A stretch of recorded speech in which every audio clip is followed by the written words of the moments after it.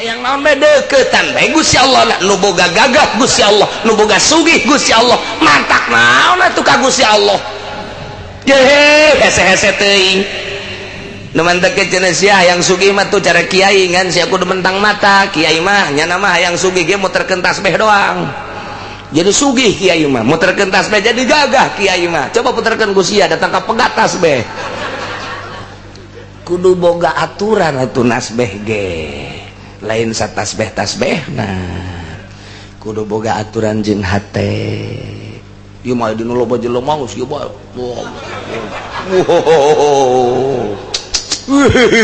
pohara jasa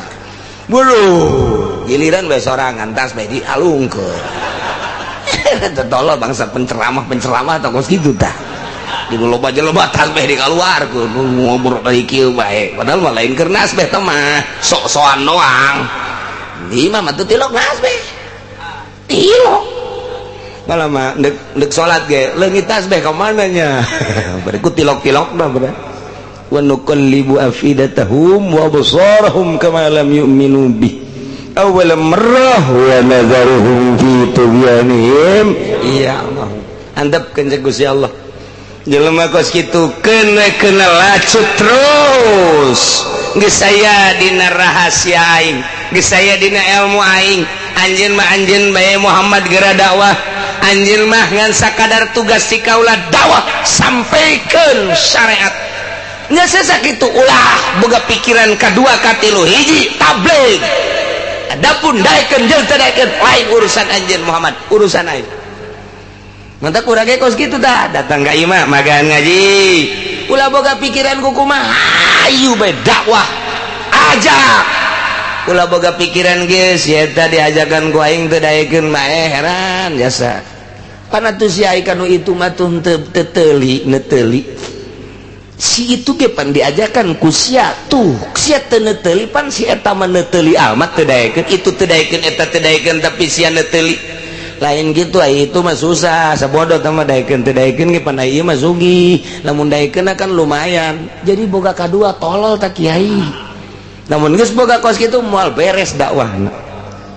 geus dakwah mah ngaji nyaritekeun rukun wudu nyaritekeun rukun salat nyaritekeun tauhid nyanana balik ulah aya naon-naon geus mantep kos kitu mantak cek amah almarhumah bah doyong mah lamun urang magahan ngaji di lembur urang beuki ngopi urang beuki ngerokok rokok mawa sorangan kopi mawa sorangan ulah ngaharepkeun pameret ti jamaah urang eta mantap kos kitu geus urang beuki kopi mawa termos urang mawa jingjingan bila perlu dagang kopi urang di dinya geus rokok naon urang nu beuki bawa ulah ngaharepkeun ti jamaah lamun geus ngaharepkeun ti jamaah geus moal muai tama ilmuna boro-boro jang muridnya na ge can bisa make ilmu sakitu bae tuh kitulah nya iyalah dakwah Kangjeng Nabi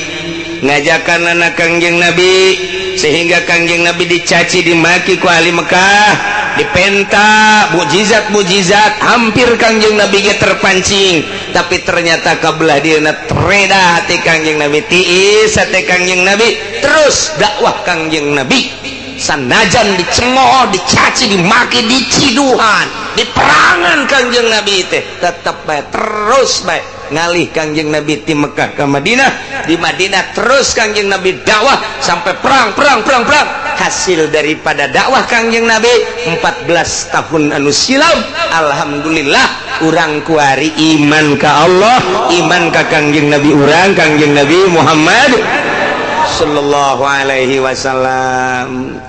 Kangjeng Nabi teh kos cai mantak wa ma arsalnaka illa rahmatan lil alamin menyaritakeun rahmat hartina rahmat eta cai kumaha teh cai teh lamun ku urang dibendung kemudian ku urang dipake mandi kemudian cai dipake ngindum kemudian cai pake gitu naon ngaranna nyebor jarara ditatangkalan dinikmati ku urang tina cai tersebut urang bisa ngarasakeun kasegeran ngarasakeun hasil daripada cai ngeunang eta rahmat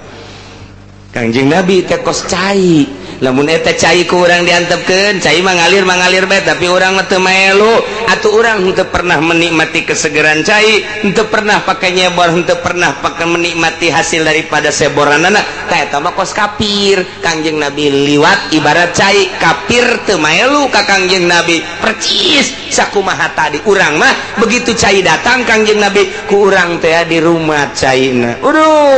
dijieunkeun tempat urang mandi di dinya ngala wudu di cai rahmat ngaranna tah dipake nyebor hasil seboranana di dahar ku urang geus urang mah gupak di rahmat Allah bentukna cai rahmat Kangjeng Nabi urang Kangjeng Nabi Muhammad sallallahu alaihi wasallam. Ngan eta cai sing hade ulah di kotoran ajuk wari cai di kreditan kotor tah caina tah kotor tah dek gupakna ge atuh kotor ngaran sing hade caina ulah diribaan caina sing hade rahmat Kangjeng Nabi teh dibentukeunna kalmai kos cai ngalir terus ka unggal negara kumu di Indonesia mah cai Kangjeng Nabi ane rahmat Kangjeng Nabi asal urang geus iman berarti urang kena cai rahmat Kangjeng Nabi nyambung jeung Kangjeng Nabi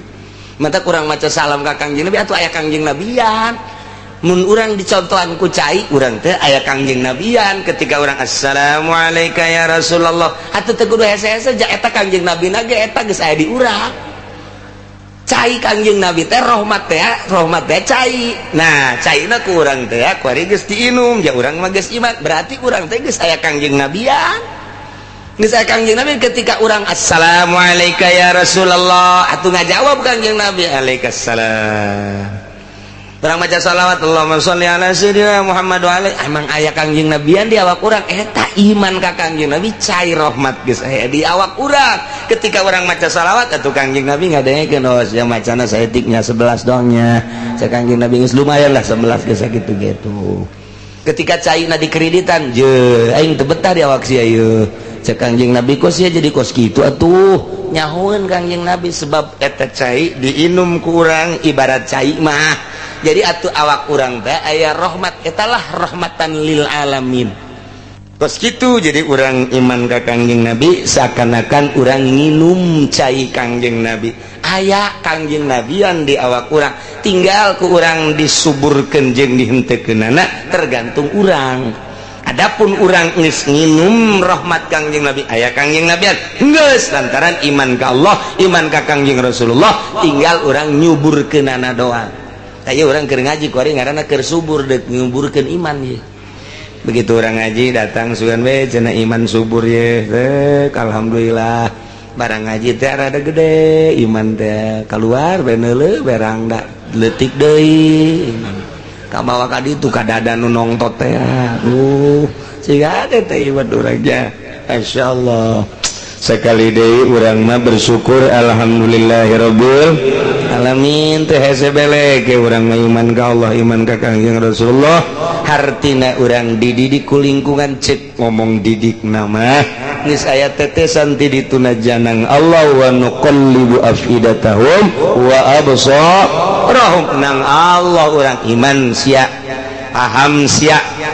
mantep sia nang Allah ngan urang berusaha terus supaya lebih mantep deui sehingga kadeuleu ku urang sosok Kangjeng Nabi kadeuleu ku urang engke Gusti Allah kubataha teh moal aya jelema nu luhur diangkat jadi wali tanpa melalui Kangjeng Nabi moal aya urang tak terjelan ye ku ari hayang jadi wali zikir bae teu maca sholawat moal jadi zikir doang ka Gusti Allah teu maca sholawat moal jadi kudu melalui Kangjeng Nabi bae sebab turuna syariat tarekat jeung hakikat melalui Kangjeng Nabi kuari urang ngalewatan Kangjeng Nabi zikir bae walah wah weuleuh bakal nangke seuri sorangan ge asal aja jelema wah grogol bagian ini kan eta tidak zikir teu make Kangjeng Nabi kudu make adab kudu make Kangjeng mantak istighfar sholawat nah mantak endek mere zikir di deuleu heula lahanna can subur sholawatna heula moal bisa urang zikir langsung tanpa make sholawat moal bisa sholawat lah wa nu'mina laka ya Muhammad andai kata anjeun ngadatangkeun sakumaha mujizat-mujizat Musa, sakumaha mujizat-mujizat Isa, sakumaha mujizat-mujizat Kangjeng Nabi Saleh jeung mujizat-mujizat para nabi nu ku anjeun dicaritakeun, sok fatina anjeun coba laksanakeun, datangkeun ka kaula sebagaimana mujizat-mujizat nu baraheula eta nu sadiqoka mun bisa kaula dek kabenerkeun wa nu'minalaka kaula bakal ngimankeun ka anjeun sok Muhammad mumpung kuari. Kangjeng Nabi langsung nangtung cek Kangjeng Nabi ayu sayyin tuhibun hayang mujizat naon nu ku anda dipake karesep.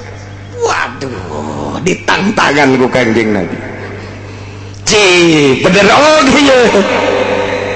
Langsung kupar-kupar Mekah teh ngomong Muhammad gol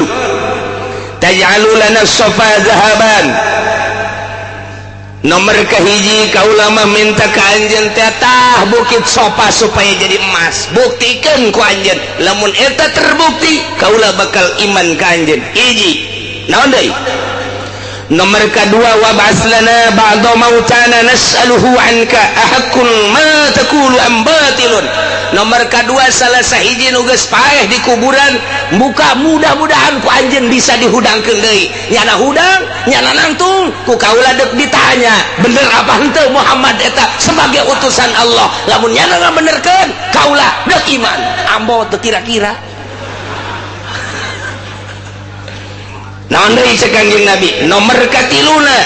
wa arina mala'al malaikata yashhaduna laka, tunjukkan coba malaikat ulah datang ka teu kadeuleu nu ngaran Jibril, nu ngaran Mikail, nu ngaran Israfil, nu ngaran Israil, nu ngaran Munkar, Nakir, Malik, Atid, Ridwan sahabae salah sahiji malaikat kuari supaya kadeuleu ku kami deuk ditanya. Sanggeus teh ditanya nyana nyaksian bahwa ieu Muhammad adalah benar-benar Rasul Allah, nyana ngahiang deui karena kami deuk iman.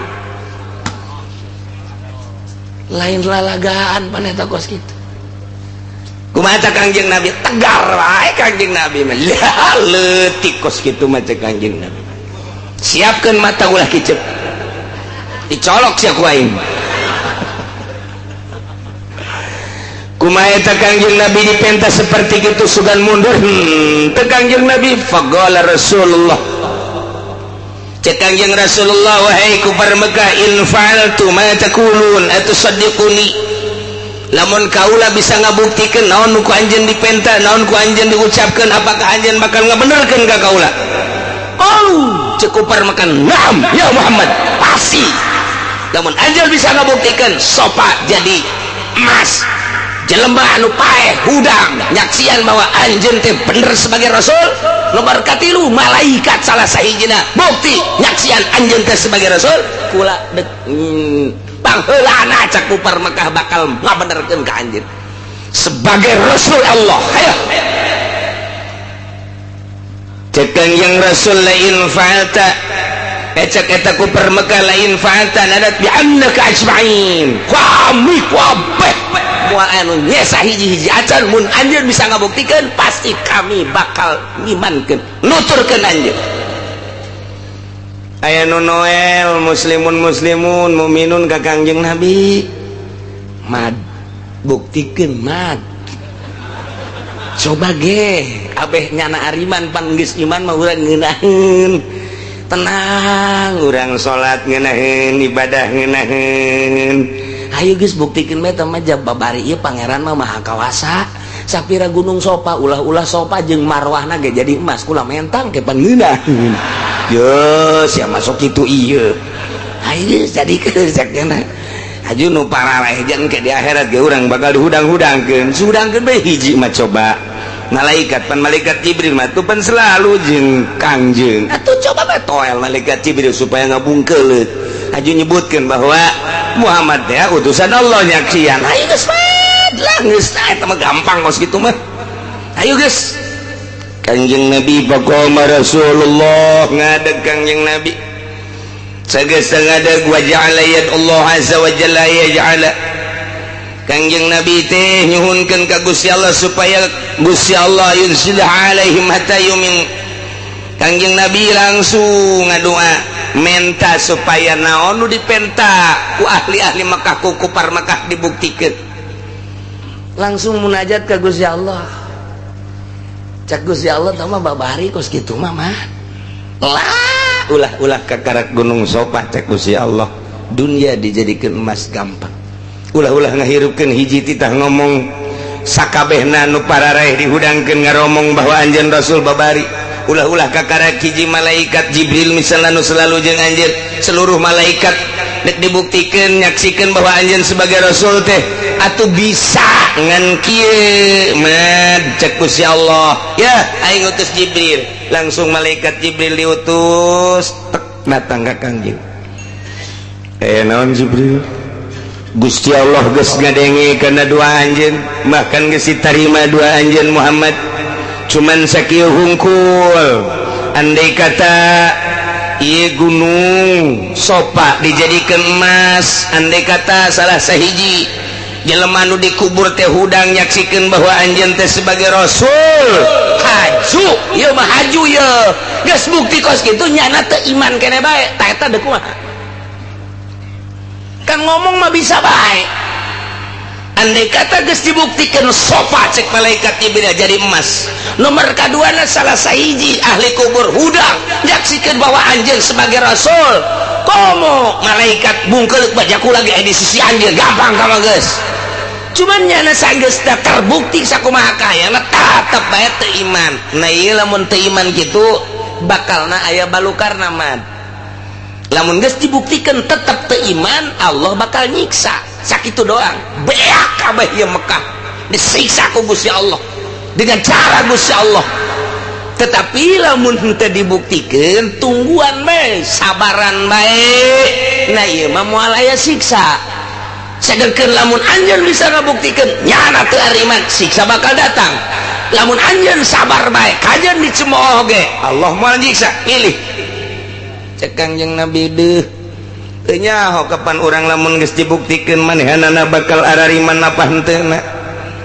sanu nyaho nyana bakal leuwih dahsyat permintaanana jeung leuwih dahsyat bakalna engke ngabrihna ka kaula geus atulah kalau mah geus kajen kos kitu mah maningan ge sabar bae geus lah sabar bae mah tungguan tobat-tobatna para kupar-kupar Mekah Quraisy Mekah daripada engke dibuktikan haju teu iman siksa Allah bakal datang teh nu mantak Kangjeng Nabi langsung reda hatena bebeja ka para muslimin nu halal hadir Jibril datang ka kaula terus gampang jasa dek ngabuktikeun mah ngan ieu urang teu nyaho setelah bukti bakal iman apa henteu kupar Mekah haju lamun andai kata iman beres tapi lamun teu iman bakal siksa langsung kontan jasa tapi lamun disabaran bakal moal aya siksa maning mana cek muslimin ge maning ulah atuh madai kos kitu mah sebab encan ngajamin di mana bukti bakal iman geus ulah bae lah teu langsung mantak turun ayat ieu wa aqsamu billahi jahda imanihim wallahu alam bimuradi kupar-kupar Mekah tokoh-tokoh Quraisy tiasa rumpah billahi ka Gusti Allah tetep nyana sumpah nama ka Gusti Allah baik jahda imanihim kalawan pohara jasa sumpahna goyatati hadihim fiha cara sumpahna lain ja'athum ayatun Muhammad demi Allah yakin lamun datang ka kami kabehan ayat sebagai mukjizat nu dipake kahayangku kami naon bentukna nu tadi teh la yu'minun biha kami niscaya bakal ngimankeun ka mukjizat ai kami kabehan bakal iman ka anjeun Muhammad itulah sarumpah-sarumpahna demi Allah sarwanya lagi sumpah nama ka Allah Allah ken mandang lamun ditanya teh kupar kok sumpahna ka Allah heh tuh kabeh ge iman ieu ka pangeran mah nu teu iman ge ka Muhammad pan bisa teu iman ka Muhammad lah tuh sapira Muhammad budak kamari ai pangeran mah kabeh geus iman ka Allah aya eta nyembah ka Uzza ka Lata oh eta mah wasilah doang wasilah tamah lantaran pangeran teu kadeuleu geus kami nyieun pangeran nu kadeuleu geus ka pangeran mah tetep ka Allah ngan melalui Uzza melalui Lata kami teh ieu teh nyieun wasilah tah nu mantak ku Muhammadiyah teh urang teh hadiah pajar kos kupar Mekah kos kitu teh blon tah ceknya na wasilah-wasilah kos kitu bae ge kupar Mekah tah mah ka Allah maka Allah tapi nyana wasilahna ka patung eta mah percis cenah kos kiai-kiai ahli sunnah wal jamaah soekeun habak sungutna je blon teh budak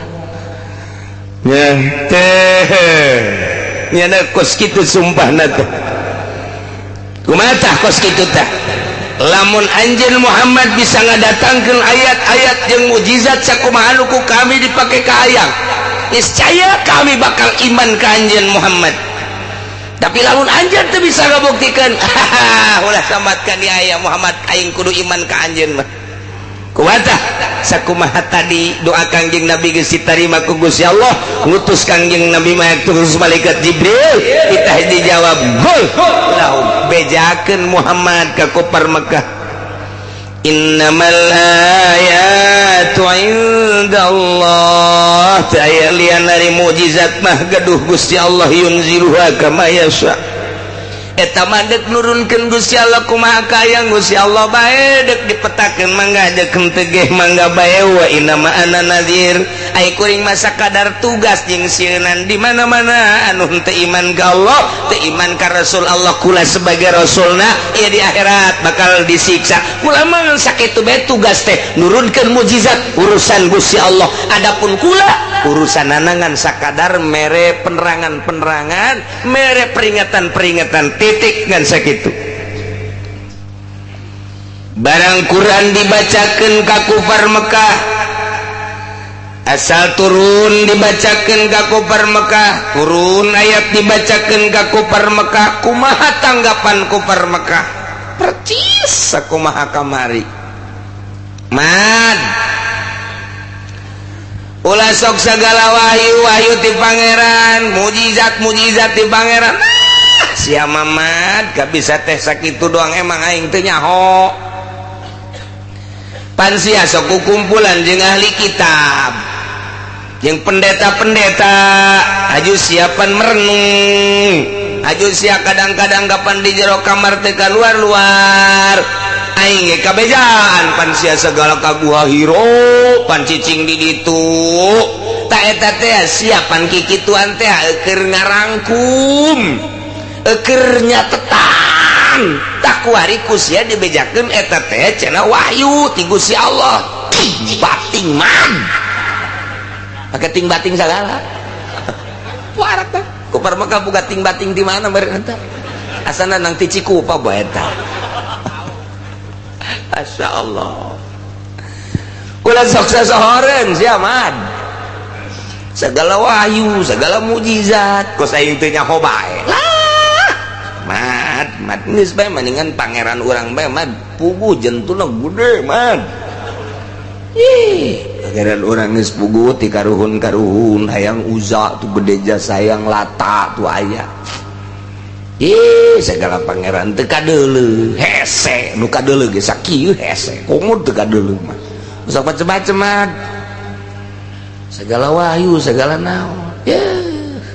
mat tapi Kangjeng Nabi dikitukeun teu tenang lah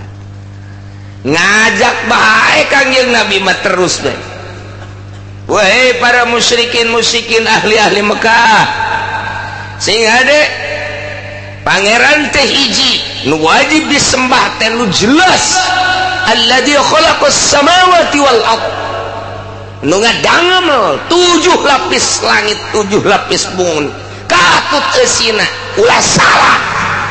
bahwa pangeran eta adalah nu nyata nyieun langit bumi termasuk urang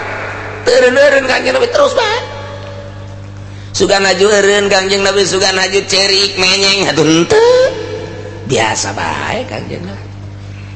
Nah, urang teh contoh jak urang ye sebagai ustad sebagai kiai lamun urang ngajak ka kafir mah urang mah jarang buari mah ngajakan ka kafir mah jarang kadanan cara Gus Dur mah sabaraha pendeta asup Islam di tangan Gus Dur sabaraha kafir nu asup Islam ku sebab dakwah Gus Dur Masya Allah sejarahna barang dibaca teh muringkak bulu urang mah di Belanda sabaraha tokoh nu asup Islam gara-gara dakwah Gus Dur ke Belanda waktu kunjungan ke Belanda kuari kiai mana anu ngadakwahan kafir, dai mana coba anu bisa ngislamkeun. Masya Allah, lantaran teu maksud ngislamkeun dai nage maksud dengan RP doang, RP atau bikodri niat pan kabeh ge. Ukuran niat datang ka mana eta kapan nu bakal dibuktikan ku Gusti Allah. Hese teh kuari mah. Nah, urang mah minimal eta beta atuh tah anu keur marahen gaple di pengkolan ojek. Orang datang ka dinya, "Assalamualaikum. Ana Habib." Waalaikumsalam. Aya naon Kiai? Sesungguhnya permainan-permainan seperti begini ini adalah tidak baik. Permainan-permainan seperti ini adalah termasuk permainan-permainan setan. Ini adalah judi haram hukumnya. Pak Kiai, ieu mah teu duitan ieu. Ieu mah ngan saukur lalagaan doang iseng. Oh, kalau begitu saya ikut dah. Ya tolol Kiai. Ya Kiai juga sama iseng segenat. Wah, teu beres juga dakwah Kiai. Masya Allah, jumilu ja iseng. Kabelah itu na iseng kieu mah mending duitan ieu 100 bae. Ulah gede-gede urang mah 100 bae lanan. Encan judi 100 kieu mah. Tolol teh Kiai. Ya, tumbangkeun coba pejudi-pejudi, baik anu lalagaan, komo anu bebeneran. Coba datang ke mana dakwah urang. Yai, ulah sok kikituanan jak kamari ge kiai teh keur mah jadi kiai mau sok main gaple. Sia sok mau kamari. Goblok biasa kamari balain deui. Kamari main can jadi kiai, kuari mah jadi kiai. Mun kiai ge lamun teu jadi kiai mah meureun main gaple bae. Kitulah kira-kira. Beres. Kiai itu beres. Kedua teh kalau aya urut-urut kamari teh hese teh jadi kiai teh hese. Hese teh ai Kangjeng Nabi mah pan eueuh urut-urut nu kos kari itu eueuh. Tileletik teh mulus Kangjeng Nabi mah.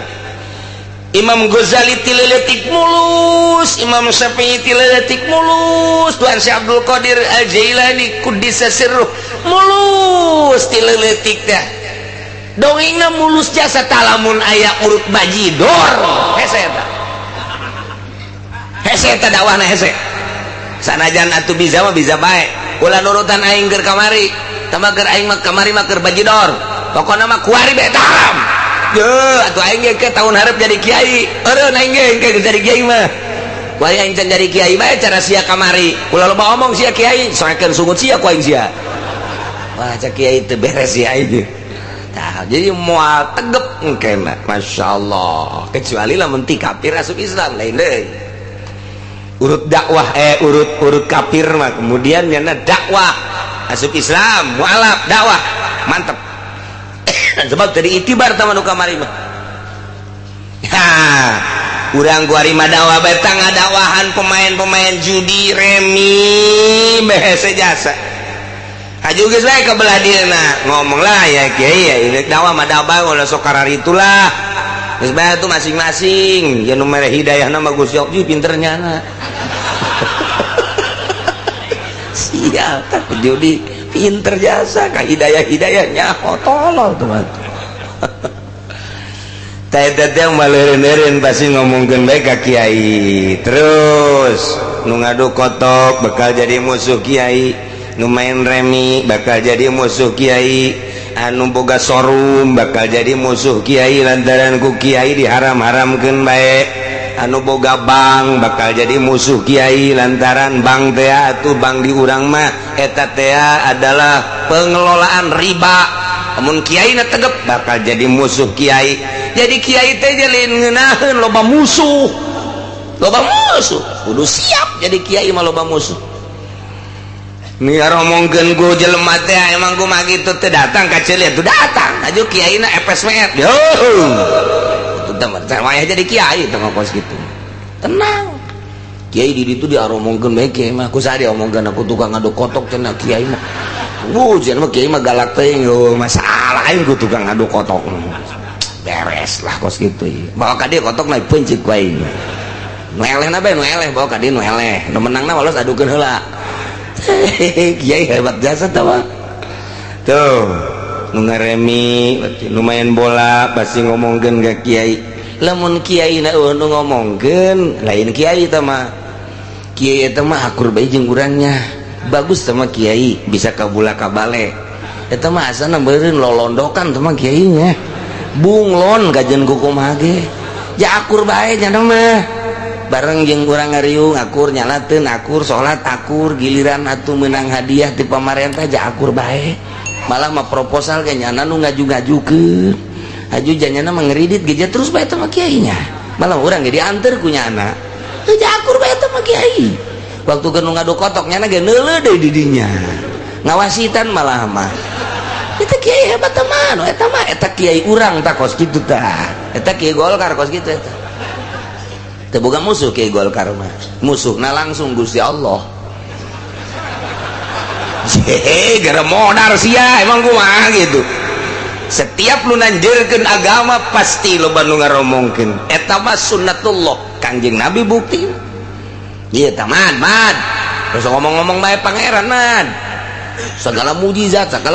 ya kos aing teh nyaho bae pokona ngarangkum sia lah mujizat da kamari sia mah lantaran Kangjeng Nabi terus bae kapanggih jeung kerumunan manusia dakwah Kangjeng Nabi kapanggih jeung jelema dakwah terus bae tanpa pamrih beurang peuting tugas Kangjeng Nabi adalah dakwah terus bae jadi eta kafir-kafir Mekah teh puyeng pusing aing mah ngadenge Muhammad terus bae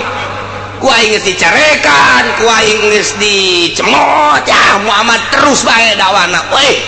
aju deui sebagian masyarakat leutik kelas menengah ke bawah loba nu input tinggal menengah ke atas encan gengsi kapan menengah ke atas mah menengah ke bawah mah geus hampir marilu ka Kangjeng Nabi percaya tapi di kelas menengah ke atas bangsawan bangsa budayawan bangsa hartawan ieu nu encan milu nu masih kene gede hulu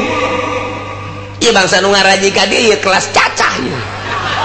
ieu emang kumaha gitu kelas menengah ke handap sanajan boga mobil can anggeus ka dieu nu ngaraji teh kelas atas so mana daek jadi kukumpulan cara orang kieu mal daek gengsi ajakan coba ge kelas-kelas bangsa-bangsawan titah ngaji ka dieu tet ceuli datang ka daek bae ngajinya saya makan harus di dokter andus apa itu kiuci keluaran mana itu dia jebolan mana itu dia mendatang gua yang di kongkorongan kastrol teh jelema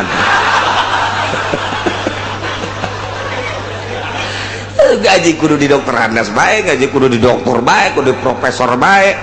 ngaji dage kudu di ruangan AC make jas make dasi dikira benerna tuh mantak ngaji mah ngaji baik ja orang KPK ge ngararaji orang BPK ge ngararaji nu didakwahan kunyana nu diulah-ulah ge ngararaji nu di DPR pusat ge ngararaji anak kiai malah nyanana nu sok dakwah nyana nu ditikem niku aja ngajina kapan lain jang ngaluluhkeun hate eta mah munafik teh mah kos kitu mah bisa baca Quran munafik ge jarago talal malah mah Quran daripada kiai anu sok isuk-isuk ka dieu poe Minggu mamnya mangan kuliah doang utalar teh itu mah talar tabarok talar yasin talar hebat jasa tapi kan teu make kana Quran maning mana nyana talar Quran tapi korupsi luar biasa zina luar biasa bandingkan jeung urang Cikupa Ki Haji nu talar nangan kuliah-kuliahna jeung kulhu paranti salat maghrib tapi bener jelemana mending eta aman dunia punya nama dicekal nangis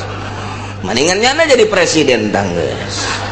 pasti di televisi marhaba banget kegiatan naon haram jaknya nangis marhaba bae maca sholawat marhaba datang ke masyarakat ke puyang ieu TV jadi kieu jararualah kurang TV acarana teu jauh ti debak malulu jaknya masyaallah ya ieu dakwah Kangjeng Nabi terus kesulitan,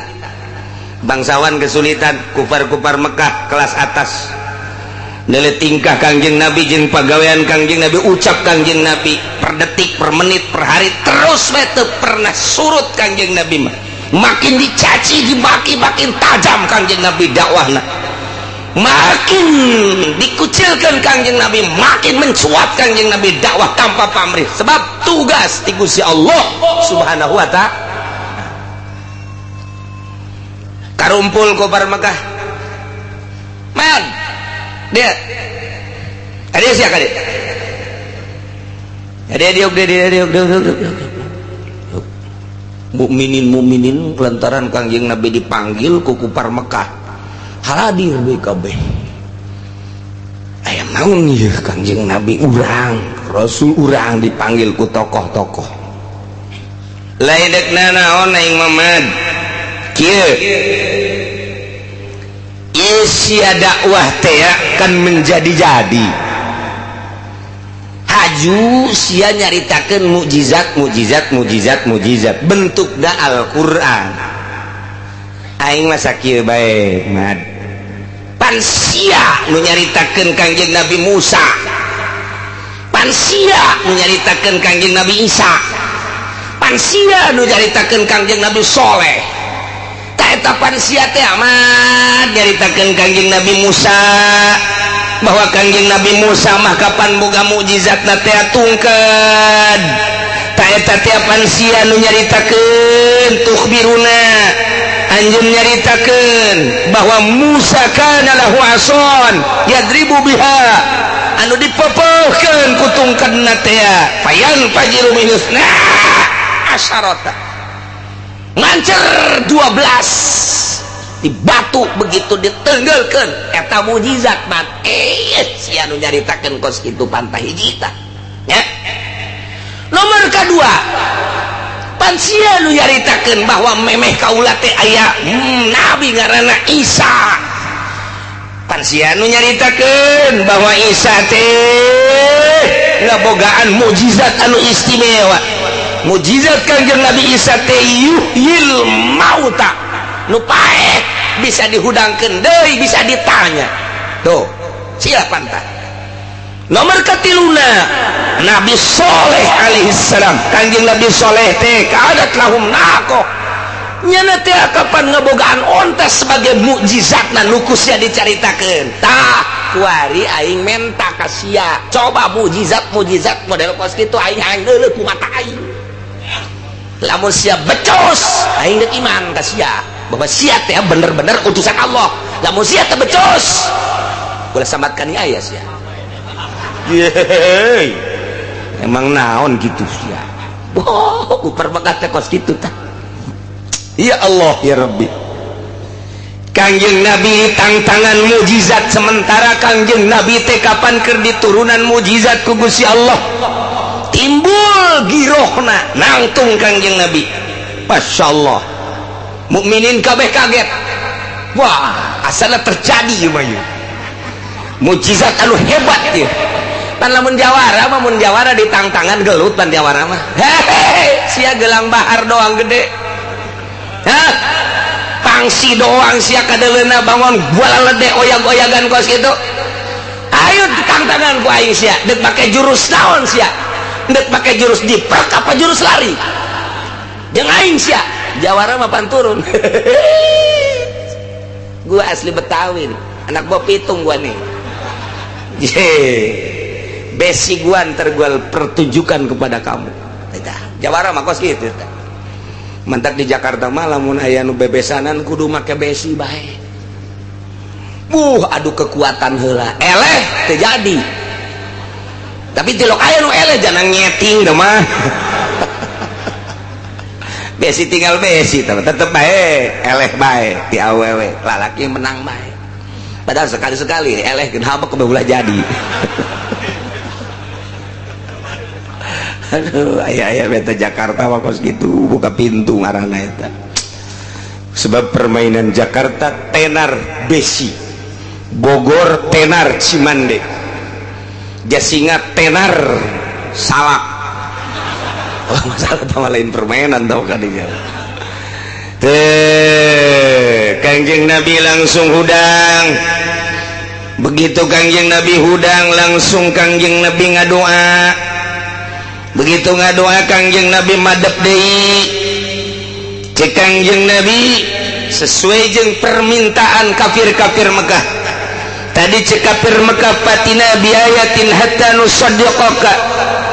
wa nu'mina laka ya Muhammad. Andai kata anjeun ngadatangkeun sakumaha mujizat-mujizat Musa, sakumaha mujizat-mujizat Isa, sakumaha mujizat-mujizat Kanjeng Nabi Saleh jeung mujizat-mujizat para nabi nu ku anjeun dicaritakeun, sok fatina anjeun coba laksanakeun, datangkeun ka kaula sebagaimana mujizat-mujizat nu baraheula, hatta nusaddiqaka, mun bisa kaula dek kabenerkeun, wa nu'mina laka, kaula bakal ngimankeun ka anjeun. Sok Muhammad mumpung kuari. Kanjeng Nabi langsung nangtung cek Kanjeng Nabi, ayu sayyin tuhibun, hayang mujizat naon nu ku anda dipake karesep. Waduh, ditantangkan ku Kanjeng Nabi. Bener ya. Langsung kupar-kupar Mekah teh ngomong, Muhammad gol taj'alu lana safa zahaban, nomor kahiji kaula mah minta ka anjeun teh tah bukit sofa supaya jadi emas. Buktikeun ku anjeun, lamun eta terbukti kaula bakal iman ka anjeun. Hiji naon deui? Nomor kedua, wab'ats lana ba'da mautana nas'aluhu anka ahaqqun ma taqulu am batilun. Nomor kedua, salah sahiji nu geus paeh di kuburan buka, mudah-mudahan ku anjeun bisa dihudangkeun deui. Nyana hudang, nyana nangtung, ku kaula deuk ditanya, bener apa henteu Muhammad eta sebagai utusan Allah. Lamun nyana ngabenerkeun, kaula deuk iman. Ambo teu kira-kira. Naon deui cek Kanjeng Nabi? Nomor katiluna,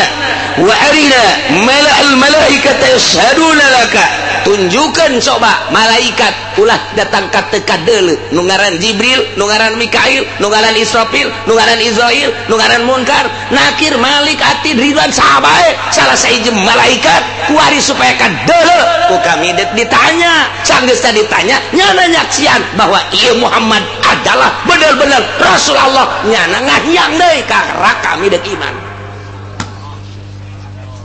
Lain lalagaan paneta kos kitu. Kumaha Kanjeng Nabi tegar wae Kanjeng Nabi mah leutik kos kitu mah Kanjeng Nabi. Siapkeun mata ulah kicep. Dicolok sia ku aing. Kumaha eta Kanjeng Nabi dipentas seperti itu sugan mundur. Teu Kanjeng Nabi faqala Rasulullah. Cek Kanjeng Rasulullah, wahai kufar Mekah, in fa'altu ma taqulun atusaddiquni. Lamun kaula bisa ngabuktikeun naon nu ku anjeun dipenta, naon ku anjeun diucapkeun, apakah anjeun bakal ngabenerkeun ka kaula? Oh, cek kufar Mekah, naam ya Muhammad, pasti. Lamun anjeun bisa ngabuktikeun sopa jadi emas, jelema anu paeh hudang nyaksian bahwa anjeun teh bener sebagai rasul. Nomor katilu, malaikat salah sahijina bukti nyaksian anjeun teh sebagai rasul. Kula deuk pangheulana cak kufar Mekah bakal ngabenerkeun ka anjeun sebagai rasul Allah. Hayo cek Kanjeng Rasul, lain fa'alta cek eta kufar Mekah, lain fa'alta nadat bi annaka ajma'in, kami kabeh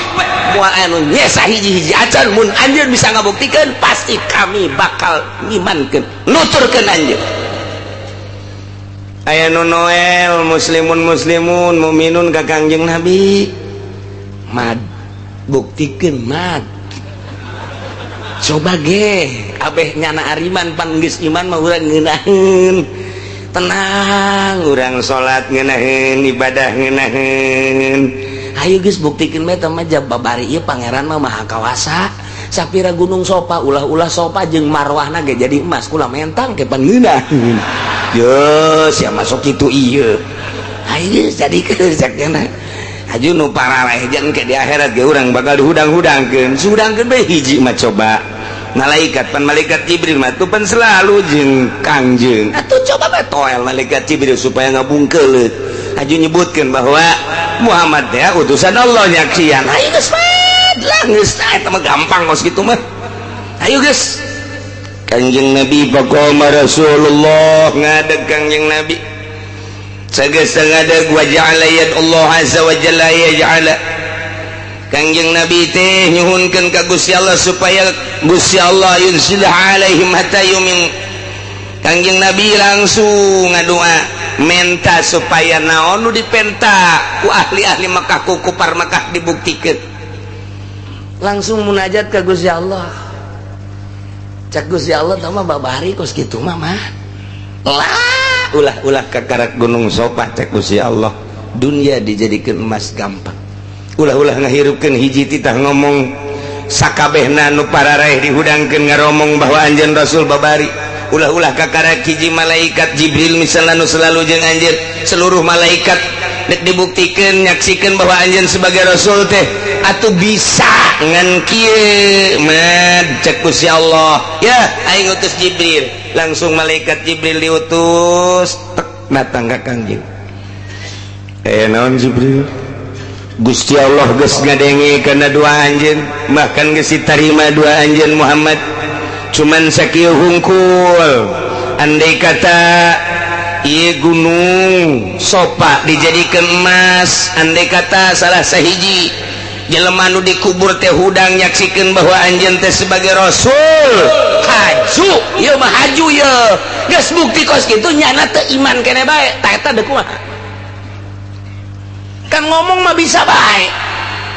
Andai kata geus dibuktikan Sopa cek malaikat Jibril jadi emas, nomor kaduana salah sahiji ahli kubur hudang nyaksikeun bahwa anjeun sebagai Rasul, komo malaikat bungkeul bajaku lagi di sisi anjeun gampang ka mah geus. Cuman nyana sageus terbukti sakumaha kayana tetep bae teu iman. Nah ieu lamun teu iman kitu bakalna aya balukarna mad.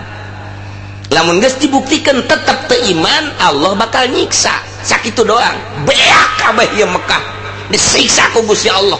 dengan cara Gusti Allah. Tetapi lamun henteu dibuktikan tungguan bae sabaran bae nah ieu mah moal aya siksa. Sagekeun lamun anjeun bisa ngabuktikeun nyana teu ariman siksa bakal datang. Lamun anjeun sabar bae kajen dicemooh oge Allah moal nyiksa. Pilih cek Kangjeng Nabi deuh teu nyaho kapan urang lamun geus dibuktikeun manehanana bakal arariman apa henteuna. Sanu nyaho nyana bakal leuwih dahsyat permintaanana jeung leuwih dahsyat bakalna engke ngabrihna ka kaula. Geus atulah kalau mah geus kajen kos kitu mah tuh maningan ge sabar bae geus. Sabar bae mah. Tungguan tobat-tobatna para kupar-kupar Mekah, Quraisy Mekah daripada engke dibuktikan haju teu iman siksa Allah bakal datang. Dan nu mantak Kangjeng Nabi langsung reda hatena. Bebeja ka para muslimin nu halal hadir, Jibril datang ka kaula. Terus gampang jasa dek ngabuktikeun mah ngan ieu urang teu nyaho setelah bukti bakal iman apa henteu kupar Mekah. Haju lamun andai kata iman beres, tapi lamun teu iman bakal siksa langsung kontan jasa. Tapi lamun disabaran bakal na moal aya siksa maning mana? Cek muslimin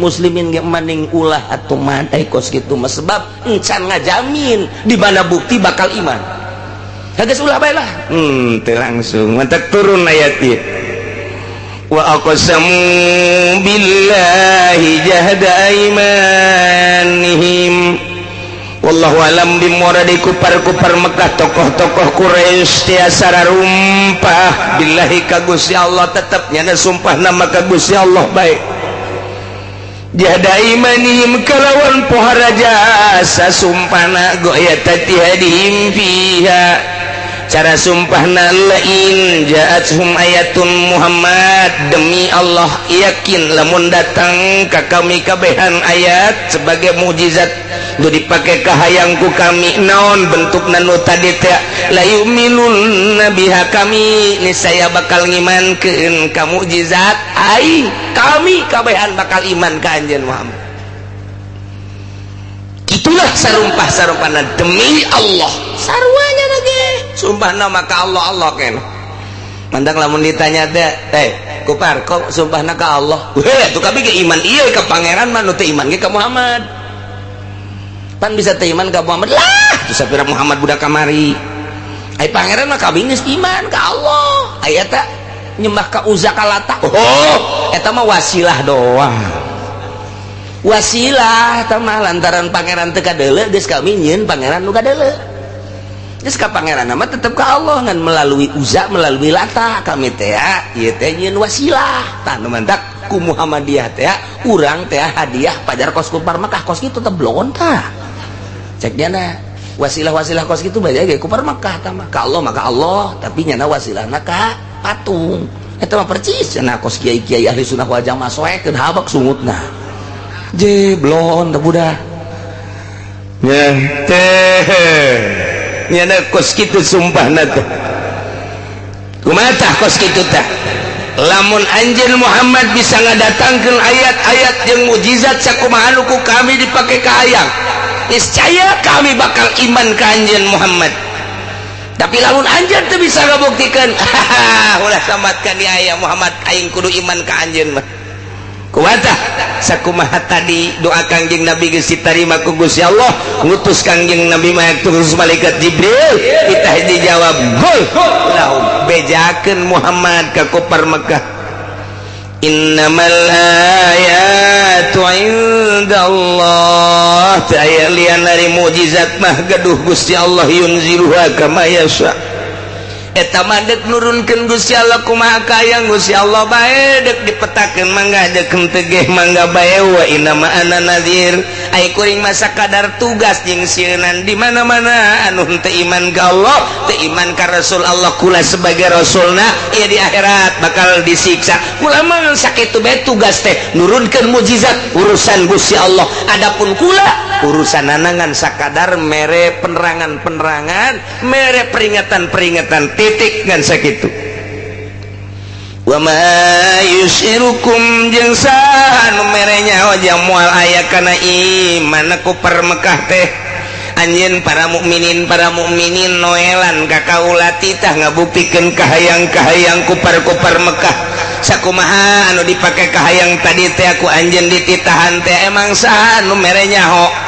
anjeun kan teu nyaho ketika geus bukti nyana iman apa henteu na moal bisa moal nyaho anjeun mah para mukminin annaha idza ja'at la yu'minun nyana mukjizat di mana geus datang ka aranjeunna tetep nyana henteu iman moal iman geus aya dina ilmu Gusti Allah kama sabaqal libasa baqa fi ilmi Gusti Allah sanajan dibuktikan gunung sopa jadi emas tetap nyana moal iman ieu ka anjeun Muhammad nu mantap percuma dibuktikan sanajan dibuktikan salah sahiji kuburan bola muka nyaksikan anjeun teh Rasul Allah tetap moal iman ieu ge aya deui bae omongan-omonganana anu bakal ngalantur teu percaya kana yen anjeun sebagai rasul masyaallah karim mantap korenganan mah dipasrahkeun ka Gusti Allah bae teh mah urusan kos kitu mah jageninganan ka dieuna wa nuqallibu afidatahum wa absarahum kaula ngabolak-balik kana matana sehingga matana teh teu bisa neuleuk kana bener sehingga teu paham nyana kana hak wa absarahum jeung ku kaula dibulak-balik pangdeuleuna sehingga teu daek deuleu kana hak nyana teu iman percis kama lam yu'minu bihi awal marrah sakumaha teu arariman bae dina awal kajadianana geus wa nazaruhum ku kaula diantep bae tabakos kitu mah kitu gianihim dina kalacutan-kalacutanana engke ujung-ujung nama anjeunna ieu mahu bingung jadi berarti menang Gusti Allah ya urang ka dieu datang dibulak-balik ka teh urang teh di imah teh barang malam minggu teh isu kan poe minggu aing mah ngaji geus disiap-siapkeun banna geus disiap-siapkeun sagala naon kitu ngaranna bensina eta lain nang urang menang Allah wa nuqallibu afidatahum aya anu geus biasa ngaji ge lain mah deuk perebe heulanan emang aya naon babaturan aing ngadaguan jadi tutu udah ngabesan jagan nanti dibalikeun ku Allah ulang ngaji ngabesan bae nang Allah teh kos kitu menang Allah wa nuqallibu afidatahum ulah nang urang muga rasa nang urang cilaka nang Allah eta mah kos kitu ngan ikhtiarna menang urang anu ngabuktikeun datang ka dieu nang Allah nu ngabuktikeun datang ka ditu menang Allah atuh kafir ge menang Allah ngapirkeun teh nang Allah urang iman ka Gusti Allah menang Allah eueuh nu urangan sebenarnya mah ngan lamun urang ditarik-tarik ka dieu luhur teuing tah ngaji geus bae urang mah aya ikhtiar di urang aya kasab di urang geus eta ikhtiar jeung kasab nu urang anu ngahayukeunana mah nu ngabuktikeun Gusti Allah Subhanahu wa ta'ala padahal kabelah ditu mah ikhtiar ieu hirup mah lamun geus luhur jasa urang ibadah ka Gusti Allah bakal moal aya ikhtiar tinggalkeun ja ikhtiar kurang di ikhtiaran yang cager jasa yang cager awak enahan modar kita ikhtiar pan beak eta kana sa ikhtiar eta di ikhtiaran kurang anak kurang ya geus supaya daek mondok geus ka dieu geus ka ditu geus ka dieu tetep bae main PS bae ikhtiar tinggal ikhtiar kan tuh aya anu ikhtiar dihayukeun ku Gusti Allah aya anu teu diikhtiaran aya anu diikhtiaran kurang tapi teu akur bukti nama ikhtiar mah engke tinggalin ieu nganjang urang sebagai kaum ahli sunnah wal jamaah tetep kudu nempelkeun ikhtiar supaya kaharti jang naon eta ikhtiar jang nempelkeun ganjaran jeung siksa di dinya tan nempelna kabelah ditu mah lain kobo ieu mah tah ieu geus luhur tah ngaji tah wa nuqallibu afidatahum wa absarahum atuh kaula janu ngabalik ngabulak-balik kana hatena mah anu ngabulak-balik kana pangdeuleuna dibulak-balik hatena paham henteu nang kula dibulak-balik matana mata hatena iman henteu janang kula berarti urang urangan nang Allah kabeh biasana jan urang terus bae ge teu paham henteu bae kos urang ngaji bae unggal minggu ka dieu ngan datang doang ditanya mah naon si eta tadi nu dibahas dah geus nanya hese ngajina ge pokona aing asal datang bae geus diukreup balik beres atuh geus teh ora tenang Allah tah kos kitu nya mah datang ka dieu teh ngan datang balik geus beres geus asal aya catetan di malaikat bae tah mah malaikat ge bingung barang di akhirat teh catetanna mah loba tapi pahaman teu cenah teu paham-pahami mah jelema ieu tapi catetanna mah aya bae barang di deuleu geus lah atuh udah sesuai jeung catetan bae heuh tilok dilaksanakeun ja puasa Rajab nya henteu nya mah teh ngaji mah ngaji bae geus cak malaikat Mikail teh geus lah geus maningkan ka sorgakeun bae geus sesuai jeung pitulisan apa bae geus tah geus lain kitu jarenya mah teu galak selalu ngomong kitu teh geus mending balangkeun habak ka ditu geus kos kitu bae masyaallah sesuai jeung tulisan udah bae cenah geus ya Allah ya Karim jadi hak peto Gusti Allah nuqallibu afidatan karasana engke di mana-mana jelema ibadah ketika ibadah ka Gusti Allah hayang mantap urang zikir tengah penting atawa maca Quran salat terus zikir sapeting dua peting seminggu dua minggu sebulan dua bulan engke aya bakal rarasaan lain deui sing sireumeun awak lain suku lain pan aing urang mah biasa nu sing sireumeun teh suku doang tah mah teu kurang urut tah mah ngaranna ieu mah lain ceuli ge sing sireumeun ceuli sing sireumeun di urang kaget asana aya pocong boy ye sing sireumeun kieu biasa mah sing sireumeun kabeh kulit-kulit sing sireumeun kabeh jiji kahulu-hulu ka dieu sing sireumeun kabeh kaget kan orang basita eureun zikir teh teu boga perasaan ku kumaha ipan menjadi kos kieu teu boga perasaan di mana kumaha teh kaeueuh teh sing sireumeun teh eueuh biasa deui urang mulai deui bisa zikir atau baca Quran sarua bae nama aya deui teh sing sireumeun tamangan sing sireumeun teh berangkatna lain di suku tapi di hate kayak sing sireumeun tukang tani mah di suku mulaina di dia ieu aju digebugan blok kunaon itu karet aya karet kabeh cageut aya lain mimitina di dieu di dada deng kabeh ka awak kos muringkak bulu tapi ieu masing sireumeuh teng geus tah lantaran nu pertama ge kos kitu jateuna naon ku ari mah ditahan tahanan susuk bae ka jero hate ngeunaheun perasaan ngeunaheun oh nikmat ta eta pan teu diikhtiaran datang kos kitu dasang sulusuk nikmat ngeunaheun maca Quran ngeunah zikir ngeunah pokona nu berhubungan jeung Allah teh ngeunaheun ngan hese nyebutkeunana teh mah ngeunah kos kitu mah hese sebab dapat timbul ti sing sireumeuh mantak ente ge kudu sing sireumeuh heula ge coba ge ummah coba ge sing sireumeuh tang ge ngeunaheun oh ngeunaheun rindu urang bakalna ngan eta sing sireumeuh ge hese buah isuk peuting mah eueuh nah ieu keur carita ikhtiar urang ikhtiaran teh sing sireumeuh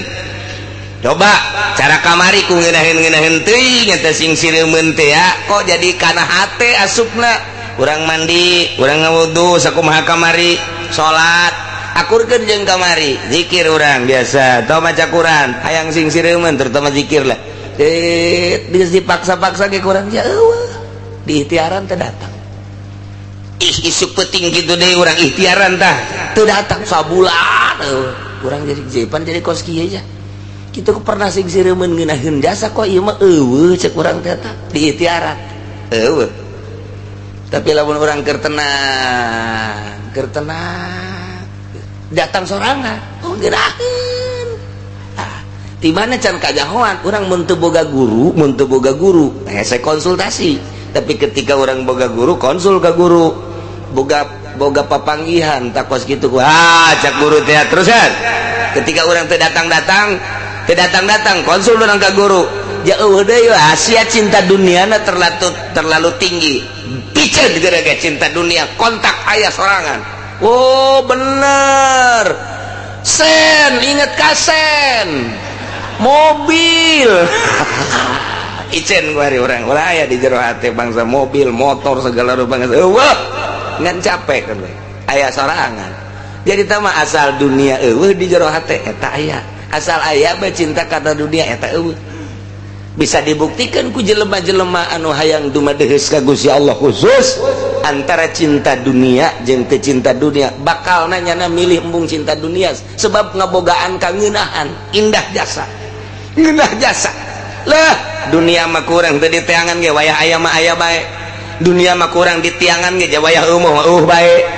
dunia mah ternyata kurang wayah teu diteangan eueuh mah bae beneran tah mah akur nya teu diteangan nya eueuh atuh pas kan kos gitu dah buktikan ku urang kuari jelema anu teu neangan dunia jawayah boga mah boga bae nang Allah aya anu dagang bae jana teh rugi deui ku Allah aya anu dagang mah biasa lu modal leutik tapi jadi untung gede nang Allah aju kuari modal gede untung gede nang Allah keneh bae aya nu kuari teu dagang teu boga atuh nang Allah keneh sarua bae oh jadi urangna doang je nu kudu gulak-gilek ke jero hatena jaka bae ge geuning bukti Allah menang Allah ngan urang teu bisa ngalempengkeun kabeh nang Allah asa nang urang bae ketika asa nang urang hijab mulai ketika urang untung bunga hijab mulai ketika urang rugi susah atau prihatin hijab mulai etalah nu bakal ngahijab ka diri urang ketika urang hayang ka Allah tak eta ikhtiar eta teh bakal leungit ketika orang tafakur kadinya ya cak urang jadi ikhtiaran ge we mah bae jadi ikhtiaran ternyata eueuh geus eta mah kumaha Allah akurkeun jeung ieu ja Allah geuning nu ngabulak-balik hate ja Allah geuning nu ngabulak-balik mata ku urang geus diusahakeun ge kafir Mekah pamentana kitu ge geus kajahoan ku Gusti Allah janang Allah ngate imankeunana timbul bae pertanyaan aya kos kitu mah atuh Allah teh kok teu jujur teu adil kunaon atuh nya teu diimankeun mulai ta urang protes ka Gusti Allah protes mawa bendera kamari kan bendera buruh geus protes ka presiden haju bendera kitu guru geus ka presiden haju bendera dokter geus ka presiden bendera naon deui sia demo ka ditu ka presiden geus kabeh kuari mah demona ka Gusti Allah mau bendera sia ngan datangna ka mana ya ka Senayan aya di Senayan tah di mana ya Allahnya ayo coba demo masing-masing ai kos kitu mah tuh Gusti Allah teu jujur teu adil nu mantak urang lamun teu ngaji bakal cilaka bae, bakal cilaka. Datang ke mana ieu budak ye tauhidna, datang ke mana, datang ka dieu kadinya bae. Kayak lamun naik deh datang ke dia, kayak naik deh datang ke dia, naik deh diukur dulu mantak lamun ngaji na model kos kieu mah ieu tauhidna tauhid TK bae. Tauhid TK bae geus cukup. Tauhid TK ge nu penting mah asal ngajembat di jembatan Sirotol Mustaqim moal maleset sakitu doang. Ngan moal hiber doang, moal hiber. Moal tauhid kos urang mah kos kieu mau tauhid TK mah moal hiber ka sorgana. Urang bisa neuleukeun, "Wah itu sanu hiber itu." Wah, cepet amat. Itu saya itu tuh nunggu hiberna rada lalaunan mararaunan man ngan mantep kene itu mah kos manuk gaok bae koplek ai urang mah ieu aduh ieu tadi di teh tauhid urang kos kieu tauhid urang mah sebab engke keyakinan teh ditambahan nama ku Gusti Allah sorangan sanajan urang maca kitab tauhid bet teu yakin mah teu bae. Kiai bae contohna mun magahan tauhid teh hebat jasa di lembur urang. Di lembur urang bae mah kiai urang lah. Di masjid di mushola. Dulur. Rezeki mah ti Gusti Allah. Kan kitu wa ma min dabatin fil ardi illa Allah rizquha. Setiap anu kumalandang di muka bumi, noh ku Allah dirizkian. Geus, teu kudu diteangan rezeki mah nang Allah sanajan cicing bae ge ku Allah dirizkian. Diondang bae ngariung teu diberkatan marah. Apa sih bener pod eta tadi ngaurukan tauhid ka mana tauhid ka mana ta tauhid. Jadi lisan mah lisan, hate mah lain deui, lisan jeung hate lain deui. Nu matak ieu mah ye bisa debat, ilmu tauhid bisa pakai debat sungut mah, tapi keyakinan mah teu bisa didebatkeun. Teu bisa didebatkeun keyakinan mah, nu matak bisa diukurna yakin teh engke ku ahli thariqah. Ahli thariqah nu geus jadi bisa ngukur keyakinan murid-muridna. Ikida kiceupna tina lempangna tina perilakuna kadeuleuan ku guru thariqah nu guruna mursyid. Keyakinanna datang kadinya, keyakinan datang kadinya, nu mantak mere instruksina ge disesuaikan jeung keyakinan-keyakinanna. Atuh eta mah contona tah, urang ngaji tauhid di guru urang, ucap petang jasa, geus carita rezeki bae heulanan ieu mah. Ulah bingung-bingung ku rezeki. Wa ma min dabatin fil ardi illa Allah rizquha. Nang Allah ngarizkian teh nang Allah. Geus yakinkeun ku sia. Sungutnya na takos kitu tah, sungutnya na takos ya. Isukna nyana dagang. Si kiai. Pan dagang teh anangan rezeki. Eta dagang teh minjum berarti teu percaya ka Allah. Namun nyana masih kena dagang berarti teu percaya kana yen Allah ngarizkian sebab dina pikirannya na aing mun teu dagang teu dahar. Sarujan kitu pan. Berarti eta guru tauhidna kudu dirantai kos kitu. Teu akur jeung omongna. Guru tauhid batul lain kos kitu aya nu geus boga keyakinan mah. Dagang ulah. Ulah dagang guru tauhid mah geus. Pancena Kangjeng Nabi ge dagang lain keur carita Kangjeng Nabi teh mah balik deui ka syariat. Ieu mah keur carita keyakinanana. Keur carita keyakinan mah wali mah wali memeh jadi walina teh nyana nguji keyakinan ninggalkeun lembur. Ninggalkeun lembur aing mah. Deuk ya nguji keyakinan. Moal dagang, moal tani aing mah moal nanaon. Engke dahar ku Allah. Sapoe dah masih kena tanaga 2 poe tanaga 3 poe mah geus sebut tanaga pan tanaga. Geus kicep lagi. Cak nyana keneh Allah mana ya Allah. Ngarizkian aing ieu geus dagang henteu digawe henteu naon henteu. Wah berarti aing yakin kudu ka Allah. 4 poe geus teu bisa robah-robah acan. Kicep ge geus carang. Supaya hasan aing ieu. Dicoba keyakinan ya Allah emang teu nyahoeun. Aing kos kieu teh nang Allah. Aing kicep icarangkeun nang Allah. Meureun ku Allah bakal dikuatkeun aing teh dahar ge kuat. Cek Allah paeh tuh paeh ku Allah paeh aing mah. Teu kebel engke ge aya nu kadinya datang meng. Urang nyeuleuk kadinya sial meng ngoroti. Teu hayang aing kudu dicokot ku aing mah. Moal berarti aing kasab keneh kos kitu mah. Moal aing mah geus ku Allah bae. Ku Allah bae aing mah. Allah ngeok-ngeok sia engke ge ucing datang ka dieu naik ka dada urang roti mantap eta kos kitu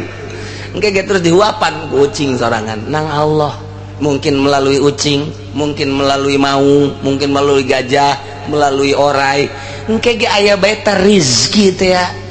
lasal urangna yakin ka Gusti Allah tah wali kaleuweung ka gunung ninggalkeun paramean dek nguji diri yakin aing ka Gusti Allah abun geus kapanggih ka karak tangke geus diuji urang ku Gusti Allah setahun 2 tahun 3 tahun di leuweung misalna geus ka Gusti Allah bae kakarak mulai cobalah ieu mah kekawasaan Gusti Allah lain hayang abdi mangan abdi hayang ngabuktikeun keistimewaan kamaha kawasaan Gusti Allah jang tambah keyakinan abdi Gusti coba ieu daun langboh ku abdi ndek dicekel ndek dicokot dicekel dirames-rames ku abdi supaya jadi 100 ribuan bismillahirrahmanirrahim jiya Masya Allah maha kawasa Allah ku abdi ndek dicokotan ndek dibawa ka imah ndek ngabangun imah batal sia kunaon juga dinya atuh tawali blon tawali teu meunang wali Gusti eta kos kitu geus ka ditu nama atuh sakecap nyata wali mah sakecap nyata engke bakalna teh langsung we naon bae ge anu kunyana kitu diomongkeun dipikir ka hayang langsung diijabah ku Gusti ngannya nangis sembuh nu sok dicarita-caritakeun ku almarhum abah teh aya hiji jawara gregeteun jasa ka kiai lantaran eleh ge ku kiai kiai na ka mana bae dihormat-hormat ai jawara makin surut bae leuh waing sia ditangtangan gelut eleh deui jawara kiai na hebat mah kiai eleh atuh kiai mah gelut jeung jawara teu kudu make besi teu kudu boh atuh dilawanan make besi mah ngaranna jawara pada jawara aya nang naik set make kuda-kuda ayo jotos aing ku sia di jotos teu datang-datang jotos aing ku sia jotos aing ku sia ya uhna naonan pan pegel sorangan kan pegel tah jadi ilmu kiai mah ulah kudu jotos main jotos ulah geus bae jotosanana ulah kudu datang tah wiridana kiai babar tah mah ya bak kok ya bak ya bak ya bak ya bak ngagejembur sia di dinya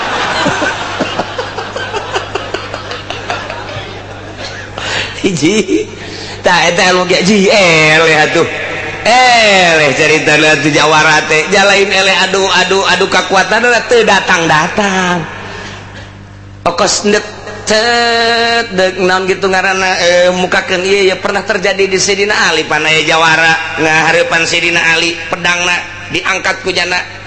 dek ditumbas leher Sidina Ali angkat pedang syat sakumaha pedang panjangna sih tapi pencen halus sial cek nyana teh ieu pedang asupkeun deui ku jana Sidina Ali na seuri bae ngahaneng dihareup cabut teh syat jangan geus kene bae cek jana teh dilepaskeun malah mah dicekel di tengahna cet panjang kene bae ke pedang jadi manjangan tidinya kapan cek Sidina Ali teh kajenting ku anjeun dicabut terus cek Sidina Ali kersaning Gusti kula dijaga ku Gusti Allah moal kudu lepas eta pedang tina sarangkan diragakeun pan plek bae asyhadu an la ilaha illallah wa asyhadu anna muhammadan rasulullah tuh jadi ngalawan tiba heula ge ngalawan wali-wali Allah mah lain kudu kekuatan lain tinju balas tinju boh ti dituna bahwa ti dituna takos kitu bae tah ninju teu datang-datang atawa datang mah datang ngan karasana ku leungeunnyana ieu sakumaha batu tinju aing Gusti aduh jadi nanti itu mah jalain banget tamat tuh besi tamat dah tapi pipi aing tinju ku sia dek gemper aing leungeun kata ilmu kiai mah kos kitu kuduna atawa tadi golok set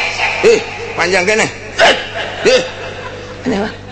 tanggeus asupkeun deui beres tah eta kos kitu diondang cek gerjawara teh diondang ngaria diondang gitu diajakan gelut aing eleh segala rupa aing eleh ku aing sia diisin-isin di dulu bajelema yes beres diondang hariung ka imah jawara jang kiai biasana kan make kasur nah tawa make samak anu bagus dihandapna kunyana digali ditendenan bangke ucing dipoprok diratakeun kiai diondang cicing di dinya beres memeh ngariung teh hampura cak jawara kiai kunaon eta tadi handap aya rembes bae aya naon coba kiai coba buka buka ieu naon coba kiai tadi jerona coba tetebakan kiai naon cak kiai teh nu rembes-rembes kieu mah biasana belut nah sia kiai mun lain belut berarti kiai batal ka kiaiana masalah caknya teh gale dah karena wari mah tanya orang kiai blon ya nyana geus tulak cangkeng bae lain kiai mah geus jawaban buatannya nah begitu dibuka bangke ucingnya jadi belut sial kiai ucing jadi belut sakecap nyata masyaallah tah eta geus kitu kueda wa nuqallibu afidatahum dibulak-balik hatena ku Gusti Allah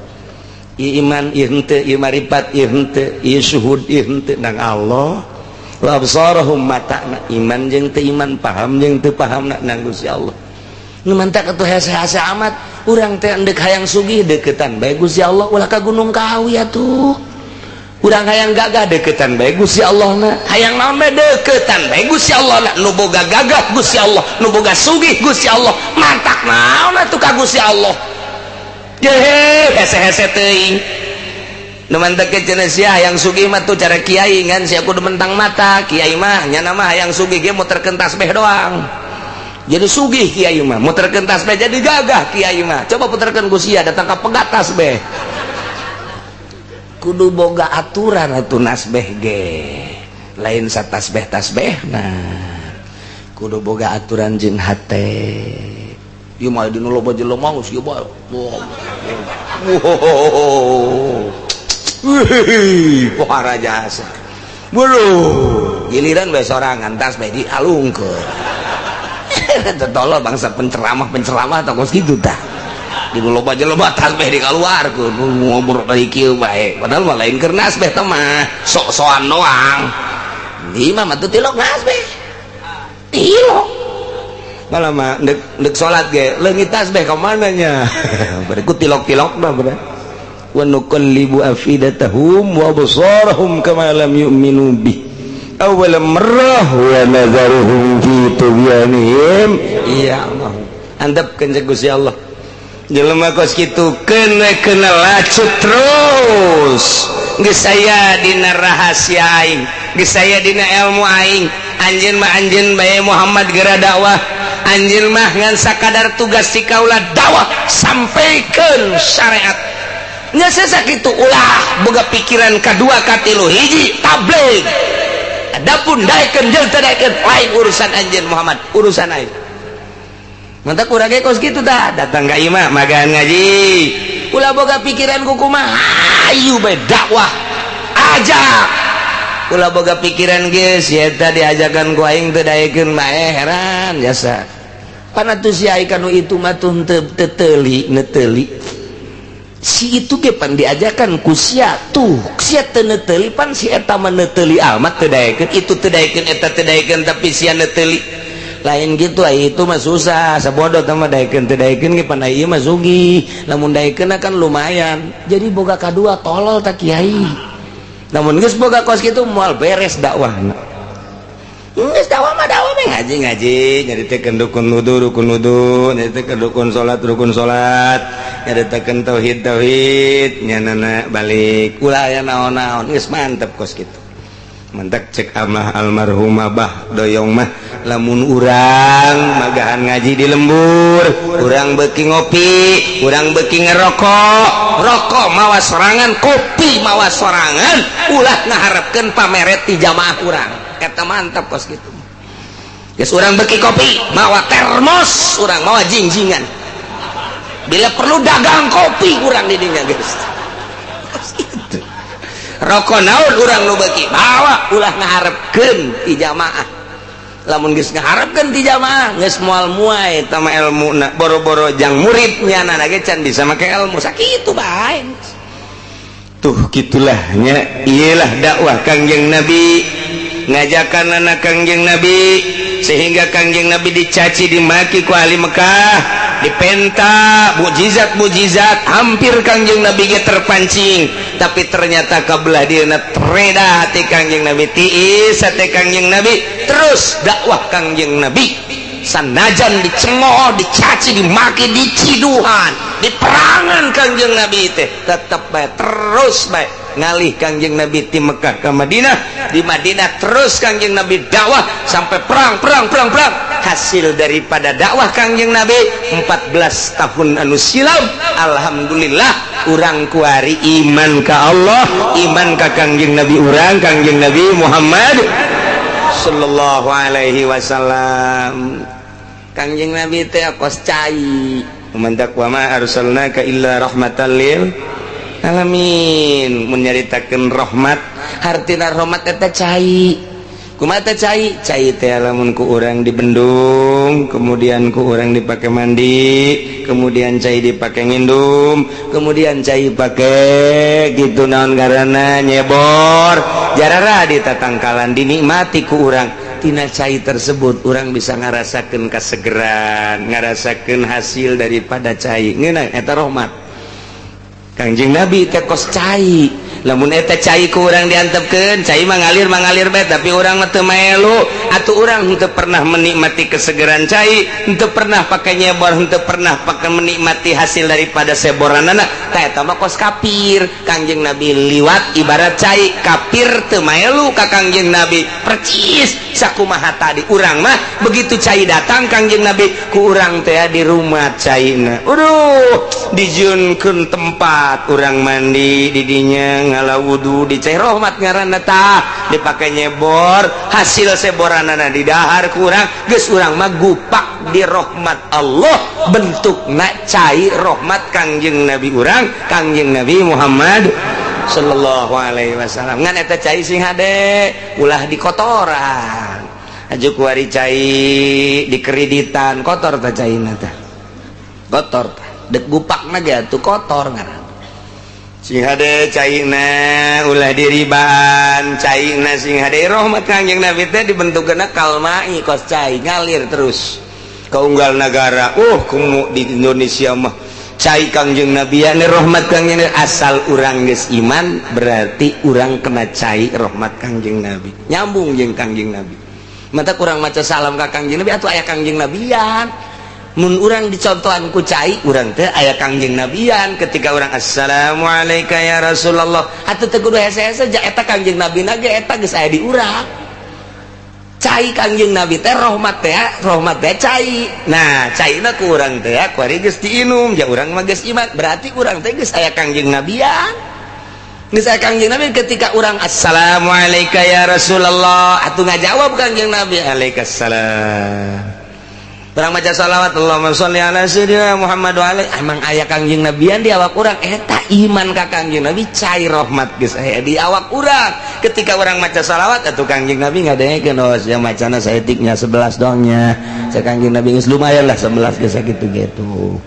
ketika caina di kreditan je aing teu betah di awak sia ieu sa Kangjeng Nabi kos sia jadi kos kitu atuh nyahoeun Kangjeng Nabi sebab eta cai diinum ku urang ibarat cai mah jadi atuh awak urang teh aya rahmat etalah rahmatan lil alamin